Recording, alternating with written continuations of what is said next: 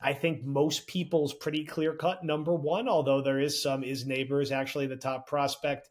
If the Jets were to get Harrison, this is almost certainly a trade up to like number 5. Feels like that's where you would have to go, if not even a touch higher. Talk about how the Jets would be able to get Harrison, but then more importantly, talk about him. Like, what is his game and just how good of a prospect is he compared to some of the other recent wide receiver classes we've seen? You would need him to fall in a way that I think, a lot of people don't expect him to. And what's building the potential for things like this in these conversations is that, there's a lot of quarterback love right now. We feel like the Bears and Washington are guaranteed to take one. New England could very well take one. And the counter side is if New England doesn't, a lot of people think they'll ultimately trade the pick. I've actually been very, very vocal when I do, whether it's, NBC Boston and just our show Stock Exchange from a national perspective. I actually think New England should take Marvin Harrison Jr. That would be the top choice for me. If I was them, I would probably pass on a quarterback in their scenario if the draft went Caleb Williams and then Drake May.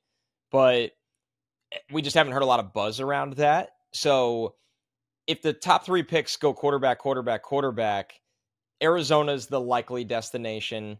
If Arizona trades the pick, which we saw them get trade happy last year, then if he's there at 5, does Jim Harbaugh just not care and take a lineman like a lot of people think? Or will he take Marvin Harrison? Will he take Malik Neighbors? These are the questions. So, and there's just no way the Giants wouldn't take him at 6. That seems insane to me. So I think the most likely route would be that the top 4 picks went with quarterbacks, assuming Arizona traded.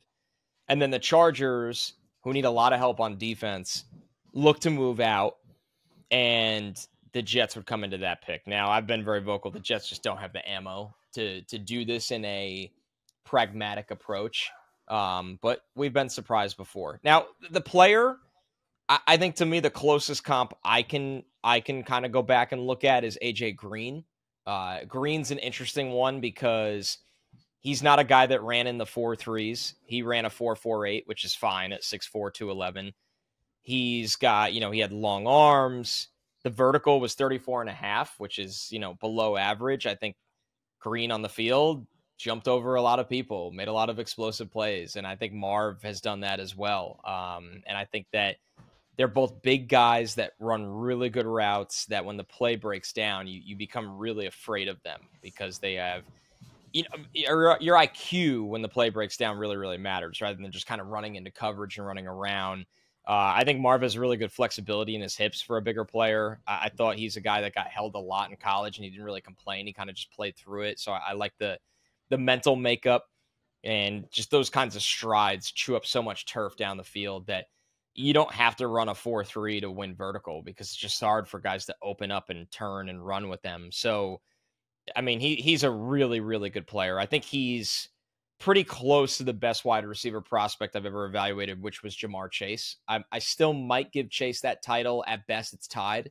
I loved everything about Chase's game and thought he was a little bit more explosive. But Marv is also really pro-ready where you love the floor. I mean, he's going to come in, he's going to get open. He's a big body that is going to get bounced around. And he understands what to do once again when things go, kind of back into backyard mode. But I think he's very good in the phases of his routes. I think the releases have gotten a lot better for a bigger guy. So he's just somebody that is a no-brainer 1,000-yard receiver, a number 1 in your offense. And that's why he's been my best player since last summer. I haven't moved him yet. We got a comment in the Discord that I thought was kind of interesting, and I guess it depends on your personal perception and memories of the player, where someone was like, all this chatter about trading up for a guy who's AJ Green, not Randy Moss, not Calvin Johnson. AJ Green was pretty damn good. Amazing.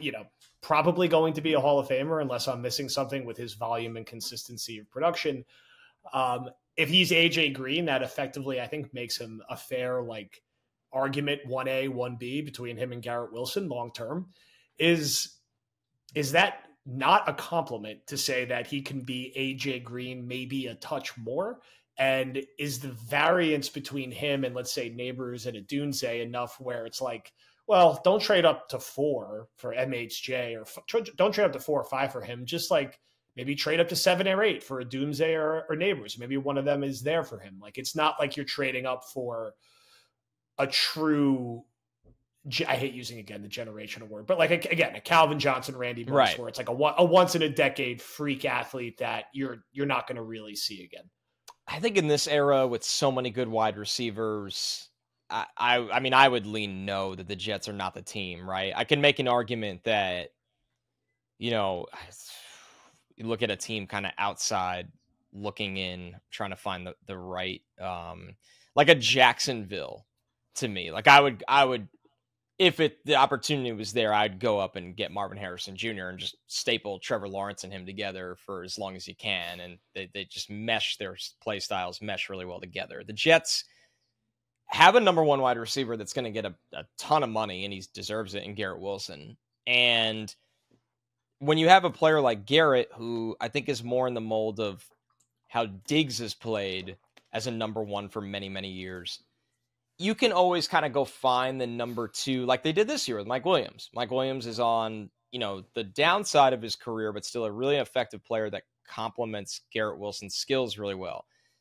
Marv does that because he's a bigger wide receiver, but the Jets are in a situation where the Bengals are an easy one to look at right now. Yeah. Nobody thinks they're going to be able to pay both Chase and T. Higgins, and Higgins is furious. They're trying to just milk out this franchise tag. And they know Jamar Chase is going to be, because Justin Jefferson's deal hasn't come down yet. Jamar Chase is going to get an enormous amount of money that it's very hard to pay a franchise quarterback and two number one wide receivers in the NFL. And now, if there was a situation where like Marvin Harrison or Malik Neighbors is to the Jets at 10, I'm not saying that you can't take him because you wouldn't be able to pay him. I'm saying when you're talking about the assets that would have to be invested to go up, the move from 10 to 5, and that's a pretty amazing scenario if he somehow fell to 5, is really costly, because you got to realize in this class, you got Minnesota with 2 first-rounders trying to get up. I'm sure Denver and the Raiders are trying to move up. The price is never the draft trade chart. It's, like any other industry, what is the value of this draft class and this pick? And in this year, the price should be significantly inflated because the players in the top 10 are better than other draft classes in the top 10. So that's where he's a tricky one. And it's funny you bring up, because it's a good transition in Neighbors. Marv is amazing, but it's incredible that in his own wide receiver class, there's a guy that's nearly just as good in Malik Neighbors, who's my 4th overall player. And that goes to show you the insane depth of wide receiver talent, blue chip and depth, that we've had over the years, that makes you not value the position less. But I always look at positions as, what can I find and what can't I usually find? And it just feels like there are solutions to getting wide receivers. There's often not solutions to getting franchise tackles, franchise quarterbacks. And it's funny to say this today because it's a weird year where there was one, but usually pass rushers are not easy to get. The Jets did a really good job of getting a great one, but we'll have that longer convo on the pod of the,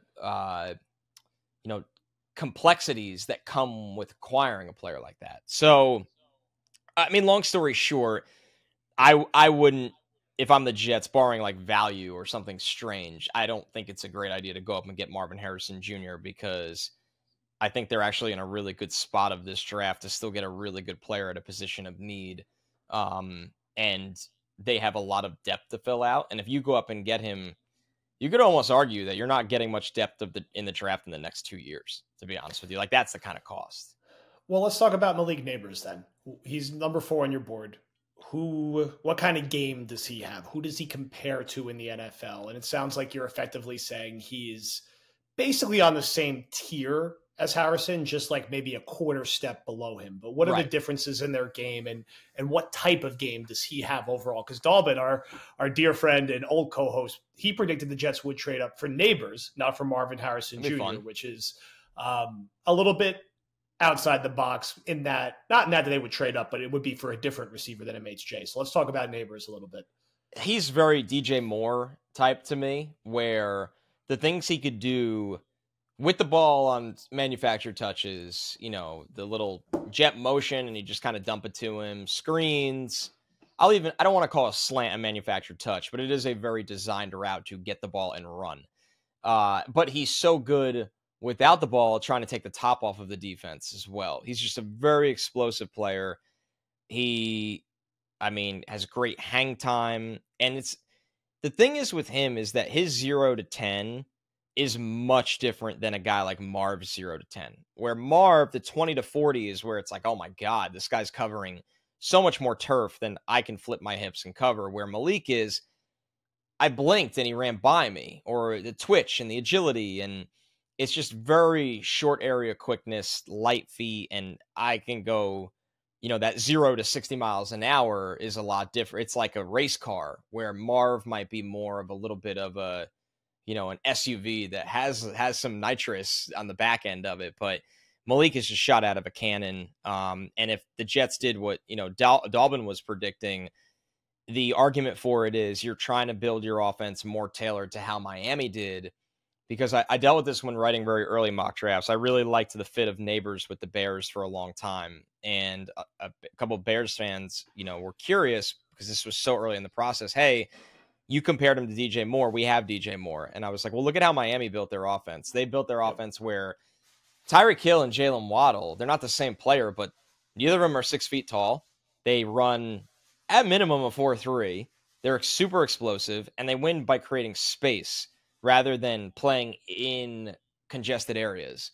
Marv is a player that, not all the time, but quite often will play in congested areas and come out on top. Malik's a guy that can win in congested areas because of the vertical and the hang time and the body control. But there's also times where you just get him in space and nobody can catch him. Nobody can run with him. So I think the difference, because people are probably like, well, why is he not better than Marv? I don't think he's as physical in his routes, and I don't think he's as physical at the catch point. And I think in the NFL, the league has made it a lot easier for that to be your problem because, quite frankly, they don't let cornerbacks do anything. They don't let cornerbacks do anything at the line of scrimmage without the ball. They don't let cornerbacks do anything when the ball is in the air. So, guys, this isn't a knock on Malik Neighbors because I think he'd be a really good prospect even in the NFL 15 years ago. But we have a ton of wide receivers that are 5'9" to 5'11", 170 to 190 pounds that are just running around out there with no threat of getting their head knocked off anymore, no threat of getting hands on them at the line of scrimmage beyond 5 yards. These free releases off of jet motion in the slot. The game has just changed so much that you don't need to be this big bully. It's a nice bonus, and I think most teams should have it, but I don't think teams need to have it in their number one wide receiver all the time as well, and that's kind of Malik Neighbors. Connor and I are very, very excited to be off and rolling with Underdog. We already got, I think, 3 best ball drafts under our belt, getting some reps, getting some at-bats, drafts, pick'ems, higher, lower. I'm getting all my practice in on NBA and NHL, but when it gets to the NFL season, it's going to be very exciting. Some of the things we're going to be able to do with some of the Jets options out there and some of the drafts that we can build as the actual draft gets closer and as fantasy season gets here. If you haven't signed up yet, sign up with promo code Badlands and get a deposit match up to $100. Again, that's promo code Badlands for a deposit match up to $100.